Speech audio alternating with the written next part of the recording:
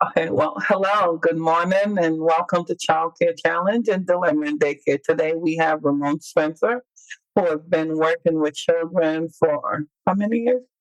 About 16 plus years. 16 plus years. And well, like Child Care Dilemma, we talk about the challenges we face and the dilemma while working with kids, and how would we like to see more improvement and help towards funding for the children, and when it comes on to help and resources, especially the inner city, because you're in New York City. And what would you like to see done, and what would you like to tell the legislative, and that okay, this is what we need, this is what could be in place. We do not mention of anyone, the job, or anybody you work with. We don't want names. We just want to know your experience and how it was, and what would you like to see more? And why working? How was it? What are the pros and the cons? What are the challenges? Okay. So I'm going to let you take it over and explain all the challenges and, the good and the bad that comes with working with doing your job. Okay. So go ahead. Gotcha. All right. Again, my name is Ramon Spencer. I have been working in the field of youth and community development for about 16 plus years. I've done it on a local level within New York, and then I've also done it on a national level as well. Anything from like program design, curriculum design, grant management, pretty much within that line of work. One of the biggest things that I can say, particularly within New York and traveling throughout the countries, New York has a very diverse and, in my opinion, one of the best childcare settings within the country itself, as far as providing care for youth and having places for them to be able to go. I know in certain parts of the country, some childcare settings are very limited. Parents often have to drive close to an hour to get to it. It may not be free of cost, or the programming may not be all day. It may end at like 4 o'clock, right? Compared to New York City, where you can have a childcare setting from as early as 8 o'clock in the morning, and they can end at about 9, 10 o'clock at night, depending on the stages of the youth. So they have something for each and every child, and even down to community centers. There's a lot of them within New York City, I should say. One of the biggest things that I've always felt that we lack, however, is the use of not having engagement that reaches the needs of the actual youth itself. So, for example, most of the time, the after school programs are just like an extended day from school. And the kids are not getting the proper type of, in my opinion, youth development that they need. They're in school all day where they're constantly being evaluated. And then now they're going into an after school setting and they're being evaluated again. And there's no, again, this is just my opinion, there's no um, look towards growth, I should say, right? And growth doesn't involve evaluation, it involves looking at a child's needs and going and meeting the needs of that particular child based off of that child's learning style and that child's communication style. And it's sad to say that a lot of that is not being met, not just here in New York, but also on a national level as well. And this is just my experience within it. I feel that more youth need to be, especially within inner cities, need to be able to get out of the inner cities. They need to understand what it's like to go hiking, what it's like to go camping, how to survive out in nature, how to grow their own food, how to swim. So many inner city kids do not know how to swim, and there's so many job opportunities just from swimming. And it's like it's so expensive to learn a lot of these skill sets, and the city has funding towards it because we've seen them put the funding towards other things when they want to, but they're not investing in the proper type of programming that the youth actually need to be able to grow. So I would like to see more programming like that. Okay. So you've seen the city has more funding, but they don't allocate the fund to the right cause, right? No, Okay. not at all. And you said, Not at all. and I know in New York they have like a program that they do, like summer program for the kids with the opportunity to go to like to another state. Um, it goes by the parent, I think, income. I'm not sure how that goes, but I know they have that program. Like, they take the bus and they go to different states. Because when I was living there, my kids was participating in that. My older children, since they have that, that's another way the kids could go outside New York City. Well, the funding has become very scarce throughout the years. There has been limited funding. There has been cuts, as you've seen last year alone. They cut the public library, which was absolutely like insane to me to cut the library because the library is like the gateway to the world, especially for many inner city youth. You're able to go into the library and pick up books and read them and learn about it. Um, I just passed by a library out in the Hunts Point community, and the Hunts Point community is one of the poorest congressional districts in the country, and that library is closed down. And when I ask the staff, they don't even know when it's coming back. So, like what they're saying and what the reality is are two different things. We saw in the news a few weeks back that the mayor was saying that there's a shortage in lifeguards. Okay, there's a shortage in lifeguards. What programs are we putting in place that are free of cost, right? Because it's very expensive to learn how to swim, that are free of cost, that would teach youth how to swim and create a pipeline system where not only are you teaching them how to swim, but you're setting them up. So you're setting them up for certifications to be able to get summer jobs. And summer youth employment is a different beast of its own because it's like even with that, there's no development within that as well. Saying on the news, the mayor closed some library are closed. I think there's one in did they close the one? Is it by 180 going down? Was there a library in Fremont area?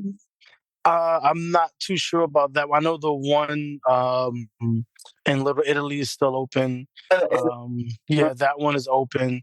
I know there's a few of them that are still open, but the hours were cut. There was even just having the conversation alone and being able to just say those words out your mouth and say, well, childcare is going to be cut, to me is absolutely insane. When it comes to childcare and youth development, those should be the things that are just not up for negotiation. It should even be on the list of things to even talk about because we're talking about the development of a child. And it's bad enough that the schools are already overpopulated. The teachers are already overworked. You're not meeting these kids' learning styles. Every child has a different learning style. You're not meeting a kid's communication style. You're having barriers placed inside of it because now you have the migrant situation where you have to bring in teachers that speak dual languages. So it just causes for children to basically just fall behind and no one ever wants to admit these things. But the reality of it is that if you have all of these issues going on and you're having cuts, that's going to impact one child or two children or four children. It's going to impact some of these children in a very negative way because not every single child is going to be given the opportunity to be able to grow. Okay, and back to something that you said earlier. You said that you do it on an international level. When you travel to other states, let me understand what's the difference with the child care there in other states versus the New York when it comes on to funding and how the resources is for their children there. I would say, as far as like the childcare in other states, I've seen more like actual club base taking place Mhm. outside of New York City. And when I say club based, I'm talking about like actual recreational games for the youth. Like going away to sleepaway camp is very different from attending a day camp in New York City, right? Where you're there from like 8 to about 6 p.m. is very, very different. And for example, the day camps in New York City, you have a counselor who's often inexperienced because in that line and youth development, you don't pay very well. So you have to hire younger people with the lack and knowledge with the lack of knowledge within youth development to work with younger kids. So you basically have inexperienced individuals sharing that inexperience on the same younger individuals, and proper development programming is not taking place compared to, let's say, a sleepaway camp where the children are able to walk freely with the guidance and the observation of the counselors, right? And they're able to learn things on their own and pick up certain elements. Like again, learn how to grow their own food, learn how to go fishing, learn how to make up their own beds on their own. These are things that teaches you things like responsibility, social awareness, self-awareness. These kids are not learning proper social emotional learning techniques, and this is why there's such a gap with inner city youth where they're not learning things to be able to advance and they're not leaving the cities. um, and that's one of the main reasons why I decided to move out the city. You're talking and I laugh because I know when my children was when we was living in the city, I wanted that for my children. I wanted them to learn how to go outside, how to do camping, how to see something better, and I do see the difference within my kids and the growth compared to when they go back to New York and how their cousins and versus them. Even when my daughters now are in college, and they will call me. They're like, "Mommy, these people say this and they said that, and I don't understand. No, we learned this and we know how to do this." So you are right. This is compared to other states where they do have the opportunity to go camping, to go fishing, to go hiking, just explore nature, as one was. So how how can these legislators help? How can they help? And what program can they put? Because they're saying more funding, right? And they put more funding, but where should they put the funding? What program will you see fit to say, okay, this is the program that I think that's a shrine that will fit, that could put these children back on track where they need to. Teach these children how to cook. Teach them how to, basic technique, how to Mhm. clean, how to wash. Yeah, So a lot of kids, I know in New York, you teach them, they go to the laundromat and everything, but a lot of them don't know the basic survival skills, right? no, Some don't know how the basic chores, cleaning the house, right? But I remember when I was in school, they used to teach us those basic things, how to sew, how those basic stuff. So what program do they have? I know we have one here in Connecticut. They call it the Girls Club, Girls Inc., where they teach the girls all that. I'm familiar with them. Yeah, yeah, I'm familiar with them. Then, like, if I should say more funding, I was like, okay, can you put more funding in the Girls Inc.? Because what the Girls Inc. does, it teach young ladies the basic skills, right, of what they need to do. It teach them, and the Boys and Girls Club over here that they have, like, they have games, they teach them hiking, they do that. So I could say, okay, put more funding towards that because I've seen the difference. My kids participate in some of those activities when they were younger. So what program in New York City that you said that what you suggested if your government, your mayor would said, okay, great, all right, you're saying to do all this thing, but I don't see the program that fits for it. Well, I would go and say that Oh, it's not even so much of a program issues, it's more of a systematic issue. mhm. There's tons of programs out there that are amazing. There's tons of programs that offer these things. It's just within the childcare setting, and I'm very open when I say these things to people because I'm not afraid to say it, is that it's very political. It's systematically set up for, in my opinion, for youth to be able to fail because you're not following a proper growth system. There's an evaluation systems where you have haves and have nots. It becomes very, very political. The bureaucracy inside of it is just absolutely insane. The pressure that is placed on agencies to be able to meet deliverables, it turns from a growth game into more of a numbers game on who can get the most numbers for the most funding and who can have this and they can have that, who can meet the most required amount of hours. You can allocate all the hours in the world towards a child's youth growth, I should say. But if you're not properly giving that child the right type of programming or following through with the right type of programming, those amount of hours will never, ever matter. In my opinion, politics should not be involved inside of the growth of a child. It just shouldn't. There needs to be better training and development on a citywide level for staffing when it comes to youth certification programs for young people who are working within that line of work to receive some form of college credits. They do them in high schools all the time, college credits or even a higher incentive and pay, more intentional programming design where it's meeting a child's learning style. A child doesn't want to be in school from 7:30, 8 o'clock in the morning, getting out at 4 o'clock, right? Like what a lot of charter schools do, and then going to the after school program to do a more extended day of classwork instead of having that child go out and say, you know what, the teachers did their job throughout the day. Let's take you outside now. Let's teach you again. Let's teach you how to swim. Let's give you some swim lessons because it's a skill set that you can take with you, and you can even become an independent contractor one day and teach your own lessons, right? You could be a lifeguard. You could be a lifeguard director. Let's teach you how to operate a boat, right? Teach you the mechanics of the boat. Let's teach you how to read a compass. Let's teach you what type of plants to stay away in nature. Let's teach you how a farm works, right? Oh, you're into college? You can even make it education. Let's link you with a certain college or university so you can see the day-to-day life of it.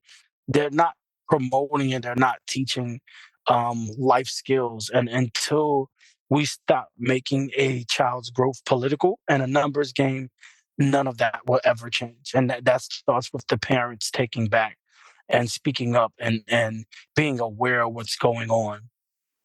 Okay, so you have these conversations with parents, and that's their takeaway to say that I know you're right, it is political, but unfortunately, we live in a political country where everything is based off politics. Hmm.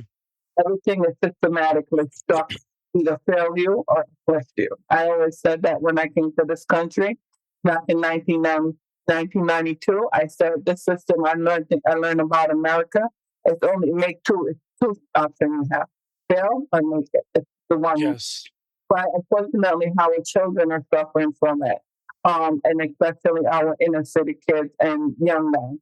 I spoke Yes. to previous teachers and teachers assistants from New York City, and what they tend to find is that they need more of a role model, like a male role model, because a lot of these inner city kids don't have a two-parent household. And they feel like if you have more for a male role model, like a big brother, big sister, a male, big brother, uncle, whatever, they would do better. It'd be a better outcome. I understand what you're saying about teach them about nature. Okay, I teach you about nature, but if there's not, if I'm a female teaching a male about nature, then you think it should be like, I'm not saying, guys, don't get me wrong, it's not wrong with a female teaching a male anything. What I'm seeing is that more male will learn and more structure when they have another male in present. So what do you think about that? Again, that goes back to the politics. You can't even put gender into it, like within whether it's in a after school setting or school setting. You can't place gender into it. We can't even mention gender majority of the time. Again, the politics are involved in the child's growth. And I mean, yes, everything is political, but the only way to stop and change policies in the United States since the beginning of time is through social movement, and that starts with the people. And we saw the social movement within the civil rights movement. That was a social movement. The Black Lives Matter movement, the Me Too movement. These were all social movements that led to political change. And the only way that we're actually able to accomplish these things and to save the actual youth is through those social movements. I'll give you a perfect example. Growing up, after school for me was very different in the 90s and the early 2000s. It was very, very different. We did all these things that I was mentioning, where you went and you did actual after school program and you did recreation and you learned skill sets and you was part of teams. It's changed within the last 20 years. And it's not a coincidence that within the last 20 years, I want to say post 2000, since the Bush administration, right? And in New York City alone, when they took social emotional learning, right, out of the uh, I want to say the school and the after school system, that's when things started to go downhill. And it's not a coincidence that you see a change in the youth now compared to the change in the youth before. Technology runs the youth now. Social media runs the youth now. Educators with their own political agendas, right, run the youth and have an influence on the youth. Parents barely have a say anymore.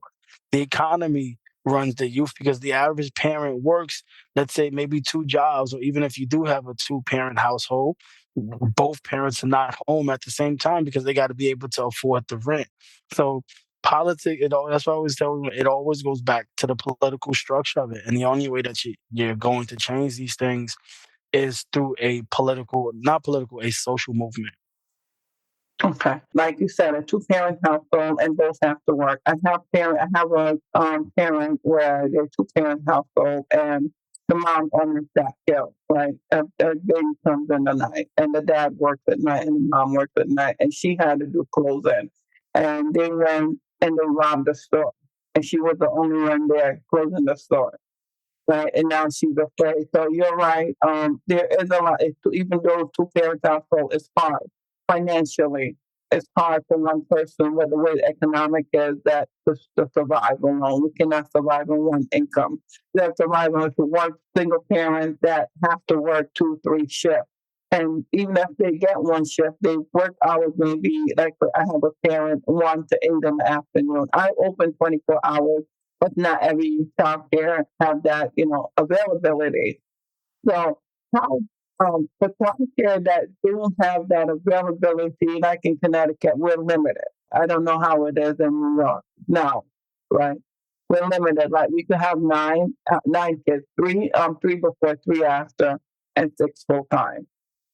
But if we want to have nine, we have to have a substitute. So again, we have to have a substitute all the time. They raise it to nine, but that money that we make with that extra three children will go right back to the substitute. We just getting a substitute that's the pay. So like you said Pretty earlier, much. we're limited to what we can do. And Yes. we're limited to the amount of anything that we want to do. And as a parent, you're right, because I'm a parent and it's hard when you try to steer your kids one way and then you have the media, social media and school influencing the kids, right? Pretty much. I have, for example, when my son came home, my 4-year-old son came home one day. He went to the school, all white. He was the only one, right, of colored in there. And he came home. He said, "Mommy, I'm not like my friends." I said, "What do you mean I'm not like my friend?" Well, my teacher said that I'm different. I'm not, I'm black. What do you mean I'm black? I try to teach my kids. I know we have to teach them the different, but I teach them to see everyone as crayon. Everyone is crayon. And I think that if we get to that way, we could see everything through a children's eyes. I think the world would be a better place, right? Because the kids are so innocent and so pure, right? Until the world corrupt them. My point what I'm trying to get at is how can we help to solve this gap? How can we help the gap where it's systematically set up to fail minority kids? You say social movement, but I'm gonna go back to Black Lives Matter. When they did Black Lives Matter, now Black Lives Matter is where I guess the lady took the money and buy some houses or whatever she made did with the money.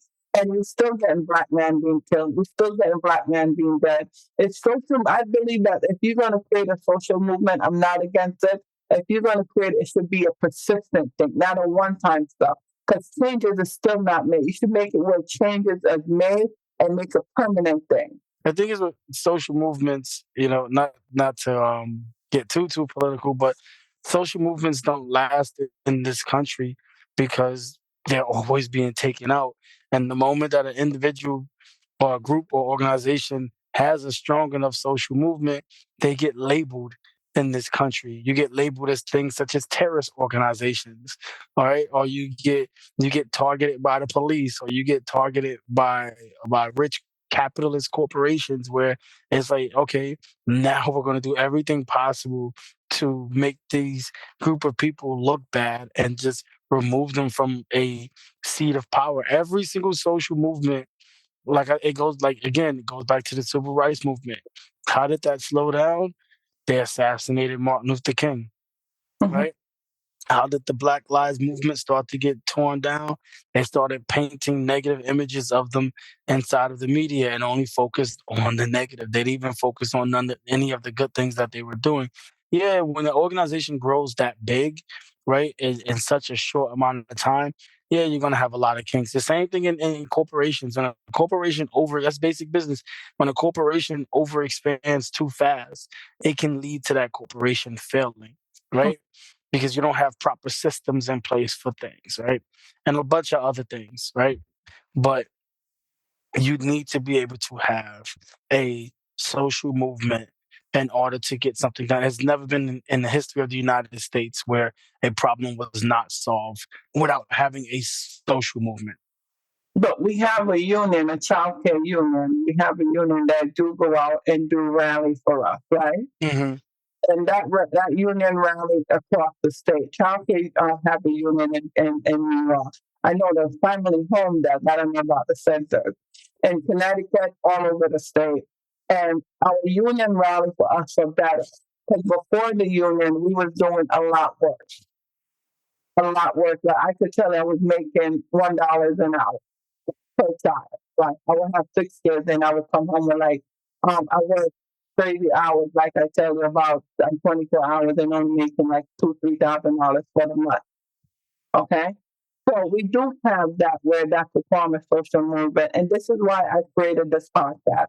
My hope is to make a change in childcare in the children education system, whether it's in teachers, as in educators, as in social work, it's in anything. And this is what this podcast is, where everyone that have dealt with kids, have dealt with, in the inner city, the suburban, whatever era of children, they could speak freely and be able to say how they feel and the experience and what we could do to change it. What's the hope and how do you see, like you said, a social movement? But okay, how do we get started in that social movement that you said? Where do you see for where could we start? I know you said Martin Luther King. They started with one person, then they march and then they go around. But you have people, and it's all start with the parents. If the parents are not willing to participate in that, if the parents are not willing to speak up about their kids' education, if the parents are not willing to say, you know what, my child is not this, then it's no matter what we as providers and educators talk about, it's not going to change because those parents are comfortable as long as they can work and have somewhere to put their kids and not have to worry about it, they're okay. So how do we fix it? This is my opinion from the out. I'm not a parent, but looking from the outside, for me, a lot of parents are broken. A lot of parents are trying to figure it out. Um, 20 years ago, we didn't have these things with where you had all these different influences on a child's development. A child is, like I was saying earlier, a child is influenced through social media now. They're influenced through their friends in school. They're influenced through the school that they go to, especially if it's a charter school. Let's not even don't even get me started on those.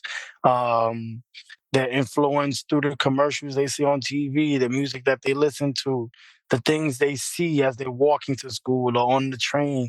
They're influenced by so many different things. And then you got to think of it like this, and I'll break it down.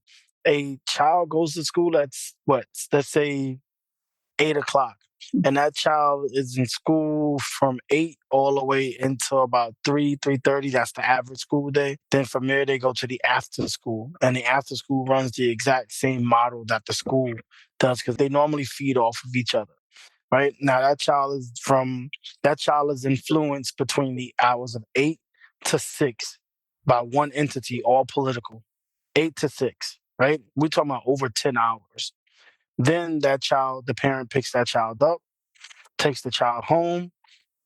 We're talking about like 6 o'clock now.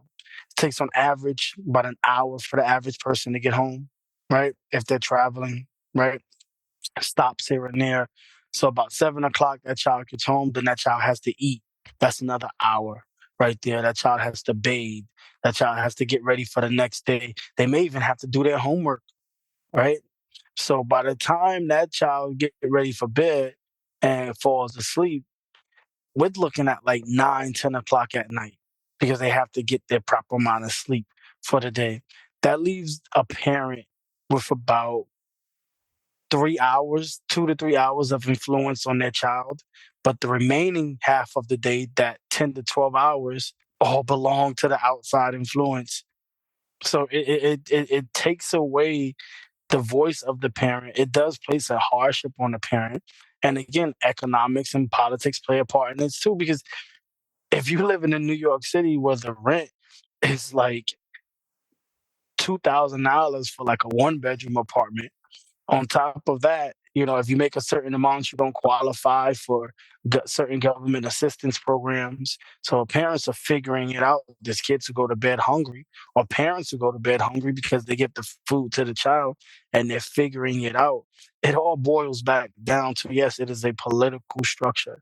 And I don't like, yes, the parents can take a responsibility of it. And I always tell people that because I hear that a lot. People are like, you stick up for the parents can take a responsibility, but when you do the math and you have an outside entity that influences your child's growth for 12 hours a day, that's hard to compete with.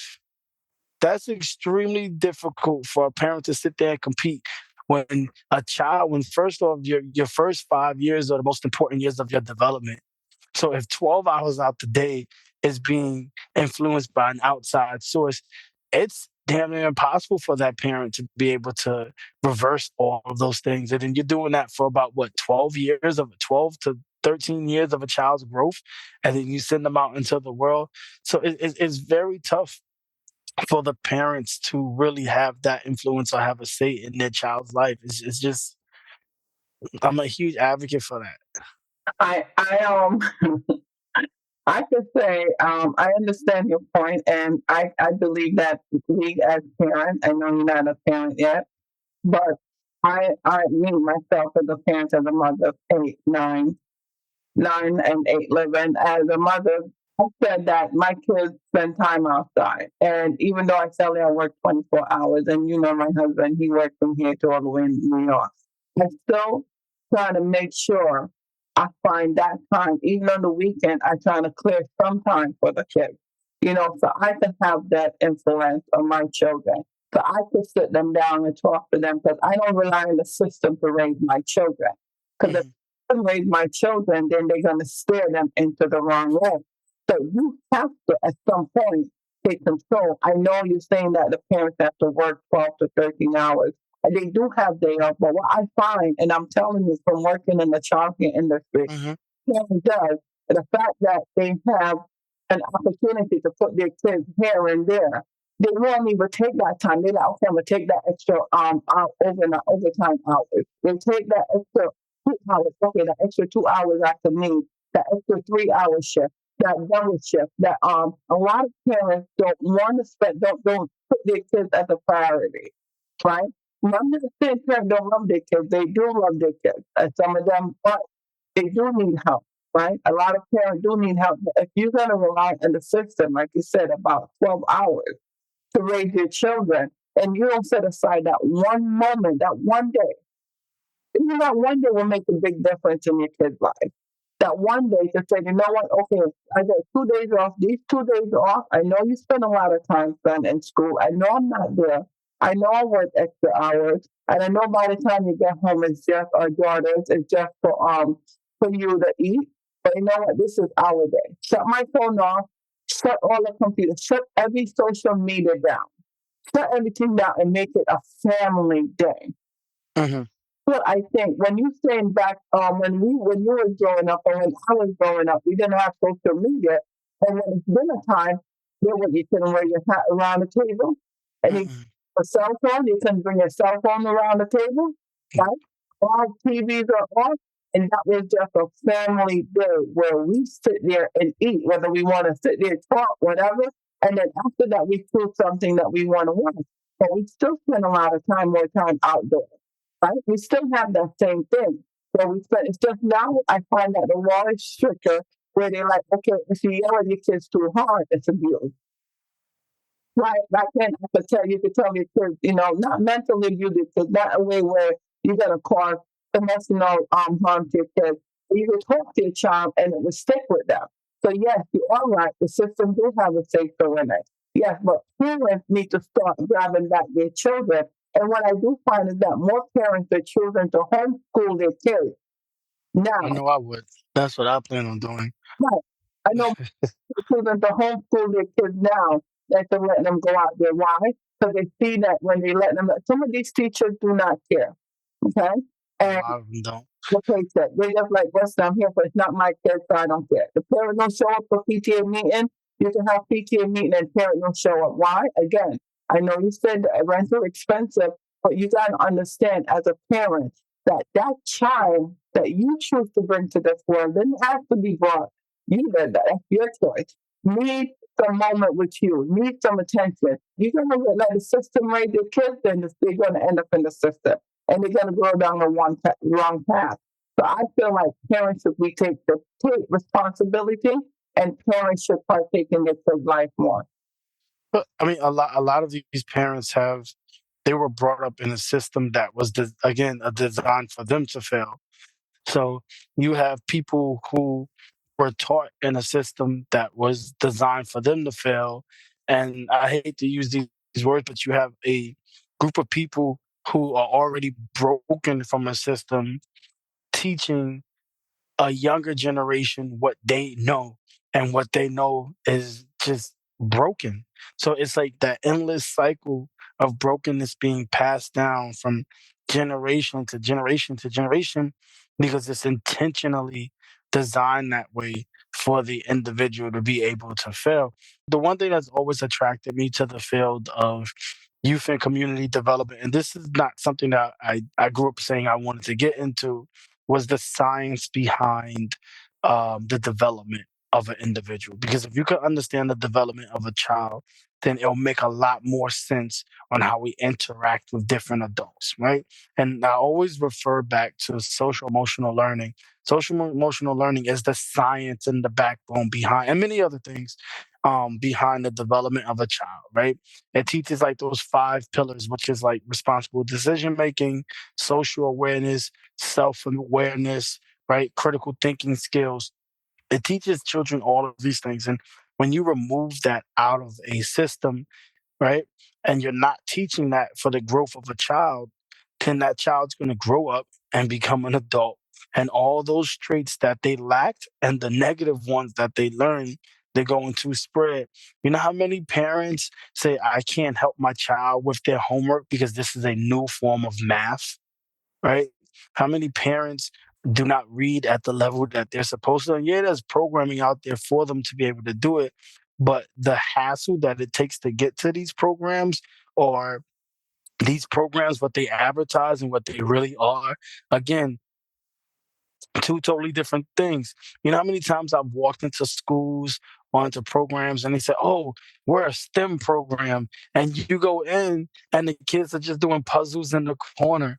You're not doing proper STEM, and then you're like, "Okay, I thought you was like a STEM program. I thought this was amazing." Well, it costs too much money for them to do robotics. So don't call yourself a STEM program if you're not going to take the time and investment to go and run actual STEM programming and introduce the kids or the youth to all forms of STEM. So again, it's an endless system where it's designed for people to be broken. I always love what Martin Luther King said when he's like, he says one time, and I'm just referencing it. He says, they freed the slaves, but when they freed the slaves, they just let them loose. They Mm. didn't give them any type of resources. They didn't provide them with any type of assistance. They didn't teach them how to adapt out into the world on their own. And it created, as a result, what you see now, haves and have nots. And the reason why I always like to stand up and stick up for the individual who has not learned certain things, or who are in certain situations, is because it all dates back to that. I hear it so many times where people say, well, they need to step up. I did it. Why couldn't they? Yes, you're absolutely right. I did it. I'm an example of a person who's doing it. However, it goes back to that example where it's like, if you threw everyone out and you said, okay, boom, now you're on your own, You created a system where you have haves and have nots. And this is the result of everything that we're dealing with today. You have haves and have nots. And the issue is not going to be solved into, again, there's some type of social movement. There's intentional programming designed towards inner city youth to be able to thrive. And then people are, and even another topic, teaching people, particularly within the Black community, identity, because they're not taught identity. That's why you have so many issues within the Black community as well, particularly among youth. You know how many youth I go to and they can't trace back where they come from? I say, so what part of the South is your family from, or where is your family from? I don't know. You don't even know who you are. You don't know where you come from. You don't know your traditions. You don't know your culture. You don't know your health history, right? Young Black girls don't know how to take care of Black hair, right? Because it's a certain way you got to take care of Black hair, whether people want to admit it or not. You got to take care of skin, Black skin, a certain way, right? And it's not being taught, and these things are not being passed down because, again, we was just thrown out there, and this is why we have haves and have-nots. So I can't blame the have-nots for in the position that they are, because maybe they come from ancestry that just didn't know. And I was fortunate enough to come from some ancestry that was able to get out. My grandfather migrated here from the Bahamas over to Georgia when he met my grandmother. And he moved his family from Georgia over to the Bahamas, which is where half my family was born at, so they can be able to develop better. Isn't that something? You moved from the United States to a Caribbean island because you said you wanted better development for your children. And guess what? All of my family members, when they came back to the States, came back here, and now you have second generation Bahamian Americans, first generations who are homeowners now, people who are in the armed forces, people who own companies and businesses. So yeah, it's a lot to play with it Yeah, politically. you can't compare to us that's from the Caribbean to here. Like so the American that was born here, because we from the Caribbean, we know how it is not to have, like you said, to have and to have not, right? Yes. In the Caribbean, we have to go to bed hungry. We have to hustle at a young age. We start working, right? We Hmm. have responsibility as young as because at 5 years old, we go out there, we're selling something. We're teaching a business structure, right? Like my children, my daughter bought her first house at 23. My other Wow. daughter bought her first house at 24. Now my other daughter who bought her first house at 23 is now buying her second house at 26. Right? Wow. Started a business. For me, being from Jamaica, I bring those structure into my children. Yes, Hmm. on the outside, I go back to what I was saying. It's the structure that we as parents install in our kids. Remember what you said, your grandfather.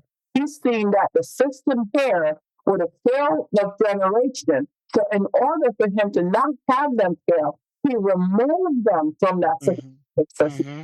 in order for my kids not to fail, to remove them from that. I bring them back to Jamaica. I show them the same way your grandfather did. My kids Hmm. to Jamaica, I said, listen, this is it, this is that. I did not allow the system to be a part in my children's life, right? Hmm. They was born here, but they go to Jamaica and get to understand their roots and their culture and what it's like to have. When they sit there, they're like, Mama, we have to walk to get water. Yes, you do. It's, Yes, you do. it's, You do. when they see that, they got to go up, and then they see that, well, it's a long walk. They don't have the luxury of driving in the car wherever they have to go. They see they got to go on the bus and get on the bus. They see that. They Or go, the truck too. Yeah, the truck comes. That was new for me in the Bahamas to see a truck come by and drop off water. I was like, "What is this?" right.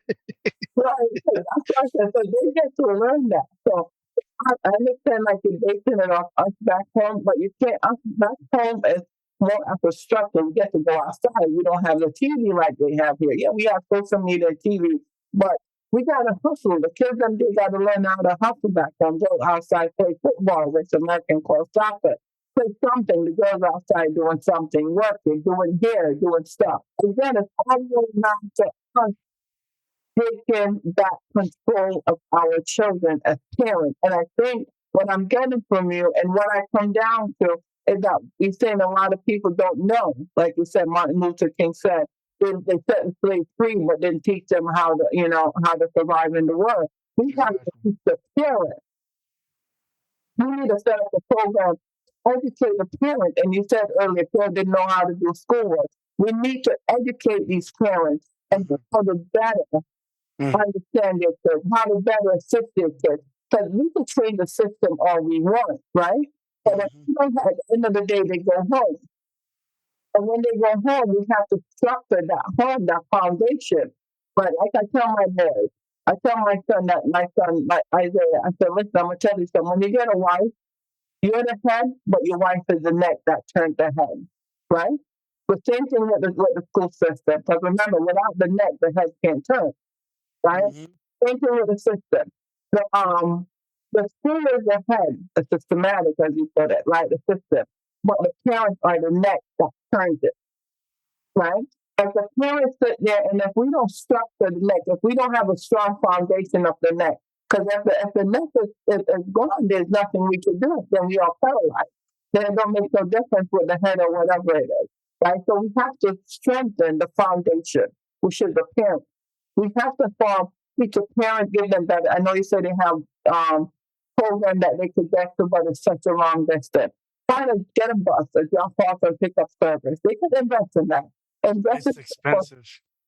invest in something. When they're ready to take them to jail, they got too much police car in New York City. Right. They need to take some of those things out that makes no sense and invest it in the parents. You want your youth to be better outcome, you want a better society, invest in the parents, Mhm. right?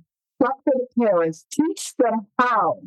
Give them courses. Like over here, they have parenting classes, right? When these take the children, or you want to, I guess they have a way to volunteer. A father could want to do it. They have parenting classes. Will teach you how to be a parent. And not Right. everyone, because as you said, parents are just trying to figure it out themselves. I was trying to figure it out when I had my first child at 16, right? So we trying to figure out young kids having kids, and I didn't understand. Like when I had my other kids, I didn't understand. Like I tell my children, I'm trying to figure out as you learn, I'm learning with you. To help Mhm. people learn with you, right? Even at this age, because at their age is new generation, new technology. So I'm learning as they're learning. To teach, put a foundation, structure the parent, and that's what I'm getting, right?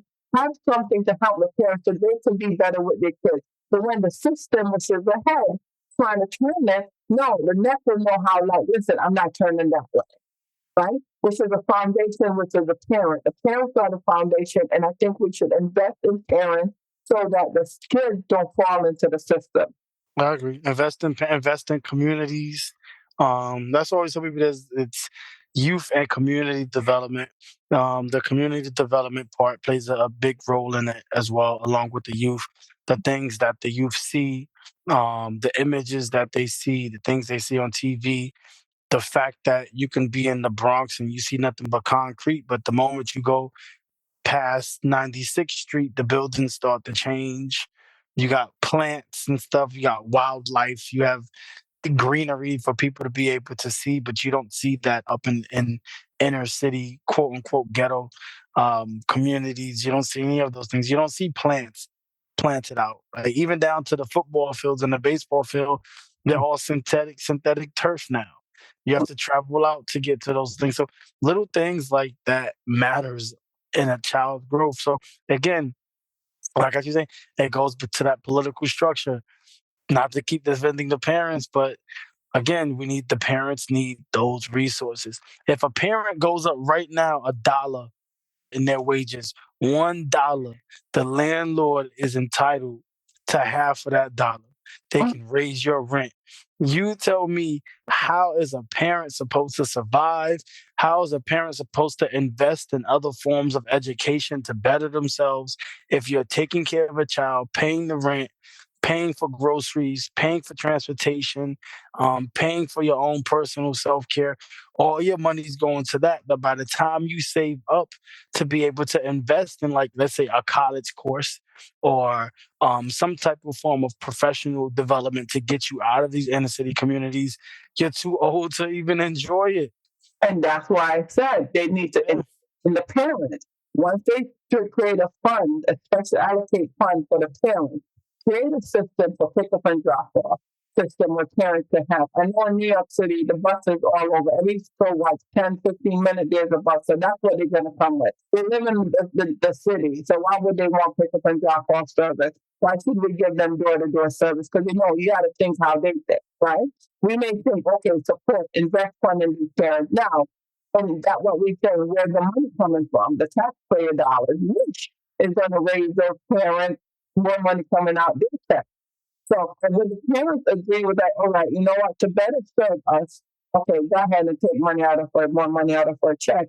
Or would they be like, you know what, no, I'm not getting some money to pay my rent, to pay my rent, to pay my car note, to do this, to do my hair, my nails, to get, self-care, which we all entitled to, right?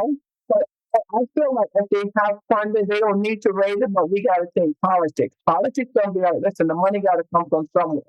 Like in Connecticut, what they were saying for childcare, they wanted to create a special fund, and that comes from the taxes, and that fund just allocated just to childcare costs, just for childcare. That's what it would be. So if they could have a fund like that to allocate for inner city parents, right, for New York City. So these parents could be, and I feel like if they educate the parents enough, a lot of our problems of children turn into the system would solve. I feel like if they put more towards parent and, like you said, towards funding of the education, to more professional development, towards, allocate the funds to these programs. But it all comes down to the parent. It all comes down, if they don't speak up, if they sit here and let us do all the work, it's not going to solve. Because when Martin Luther King started marching, right, he started, but then other people joined. There were some people against it, but then other people joined. When Marcus Garvey started, the people against it, but then other people joined. But what those people, the people that wanted to join, is not the corporation. It's the people that want to see changes, right? So if we start a social movement, and if all the educators come together and start a social movement, right? If the parents are not willing to join us in these social movements, there's nothing we can do because it's not effective. If they see no issue with this, how can we solve it? Parents go by what they're advertised. Again, charter school examples. These charter schools come in and they promise the world to these parents, and the parents go in and they believe it, and because they're just looking at information right now, and the proper like investigation behind it and how to research that school and all these other things are not taking place, and they go based off of, oh, this person is educated, this person has a suit on, this person does this. They go by the image of it, and they go like, oh, they run with those things, and the money is there, they have money for it. I know. A lot of the funding goes towards, and people think like nonprofits, you don't make good money. There's people in nonprofit who pull in like corporate positions $500,000 a year and childcare programs, and that's a given fact. This is public information. You can look it up. Organizations out there that pull that in, but then you go to a center that's run by that same organization, and the center's under resourced, right? And the parents are thinking one thing is going on because you'll see like a little show put on. Oh, that's so cute. My kid did this little talent show. And you don't realize like that's not the full potential of what that talent show can be. If my child is in a local community center and they're part of the dance program in that community center, then I expect my child to be able to learn actual choreography and not me coming in and a child just moving their arms around and stuff. No, that's not youth development, right? It's not intentional youth development. It is not a proper use of funding towards things. So the funding is there, right? And the parents are made aware of these things. They're not how do I put this? The specifics of what takes place, Mhm. the actual truth of what takes place is not exposed to the parents. You can have a beautiful building and the aesthetics of it could look beautiful. The outside of it could be painted perfectly, but on the inside, it's rotting. And that, for me, that sums up the youth development industry in this country, and it sums up the youth development industry specifically in New York. It looks great on paper. It looks great looking at it from the outside, but on the inside, it is rotting, and it is rotting bad. And it's not a coincidence that these children are turning out the way that they are. It's because it's a rotten system that is. It's a what's the saying? It's the a devil in sheep's clothing. Mhm. I believe it. That's exactly what it is. It looks great, but when you learn it, you're like, wow, I didn't know it was really like this. Okay, so we got to come up with a system and we're going to live in that. No, it's a routed system. So we need to find a way to correct the system. And this is why, like I tell you, I create this podcast and I hope we could like take your advice and start a social movement, right? So better for these children. I know I would love to, I'm not afraid to go out there and talk and advocate for these children. But me by myself, and hopefully collectively people would like to join us and do the social movement better for the children. I remember when California did it for the child care, it was so many people that turned out, so many child care providers that turned out. They wanted health insurance and they wanted 401k, right, for the providers. And when I tell you it's what over a massive amount, more than 2,000 people was out there and they got what they wanted. So you're all right. Social movement does get work and it does happen. But we, and again, take the team, take the village. We need that village to come together. The parents are out there. We could do the social movement. You want to do it? Let's get together. Contact me, inbox me, send me a message, and we could get started. Right? I don't mind getting started. We could do this for the better of our children. So Mhm. I don't believe our kids should be the ones suffering, and this is what it is. Our children are suffering. Yeah. And what I noticed that I said within the politics, the political place, we need to change and watch who we vote for because it's mostly we vote for the same people and we expect different results, right? We vote for these elderly people that's in system too long. They're in office for 20, 50, 60, 70 years. Give it to someone who understands today's youth. I don't think they should be, in my opinion, I don't think they should be involved in at all. I Exactly. think the only thing politics should be involved in for a child's development is the safety of the child and creating policies to keep the child safe. But as far as like the actual development of a child, no, they should not be involved in the development of a child whatsoever. You're right. Politicians have personal gain. There's no such thing as a politician without who does not want personal gain because that's the whole premise behind getting elected. You want people to believe in your views. So you get them, you persuade them to vote for you. So you cannot have a politician making policies that impacts a child's growth when they're all about personal gain. Right. Well, yeah, you're right. But unfortunately, this is the system we live in. This is the world we live in For today. now. But for now, right? For now that they do make decisions. And since they make those decisions, we got to be careful of who we vote for. We got to not keep doing the same thing. You cannot wake up every day and say you want change and get up and do the same thing every day. So in order to review those politicians, see who you're really voting for. Make sure your vote count and get out there and make a difference. That's what Mhm. you want to see difference in your kids. Research those politicians. Find out where they go. Talk to them. Call who represents you. Call your governor. Find out what they're about and see. Get to have one-on-one conversation with them. See how they feel about these issues before you vote. And that's what I think. That a lot of people should be able to interview these politicians before they cast their vote. Let them go in your community. Have you seen them besides election day? Come into the community, get to know the community, right? And people only see them, and then after the election, and if they win, that's it. That's it. But we're gonna leave on that note, and let's hope we could have a better change for our kids, and we could take your advice. And I thank you for being on today. Talking, okay, talking challenges and dilemma and and I hope to have another interview with you soon. Awesome. Thank you so much. You're welcome. Have a good day.